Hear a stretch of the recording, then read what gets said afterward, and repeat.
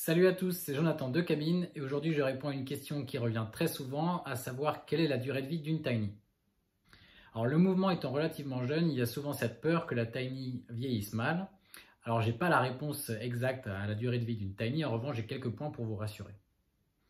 Premièrement, la tiny house est une maison qui est construite en bois, qui est l'un des matériaux les plus résistants, surtout si on le compare au plastique que vous trouvez sur d'autres habitats légers par exemple, et il est construit avec une ossature qui est similaire à des maisons de taille plus traditionnelle en bois. Deuxièmement, sachez que la plupart des tiny sont construites pour y vivre à l'année, pour être constamment en extérieur, en été comme en hiver, et pour s'adapter à différents climats et températures. On ne parle donc pas d'une caravane qui a besoin par exemple d'un hivernage. Troisièmement, évidemment, une tiny house va demander un entretien, va demander des protections. Certains éléments vont demander à être remplacés, mais on parle ici d'un entretien dans une moindre mesure comparé à une maison traditionnelle.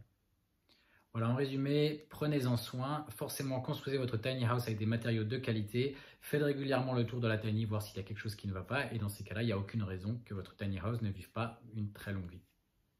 Pour échanger, n'hésitez pas à laisser vos commentaires, à me contacter à l'adresse hello@cabine.com et je vous dis à très bientôt pour une autre vidéo.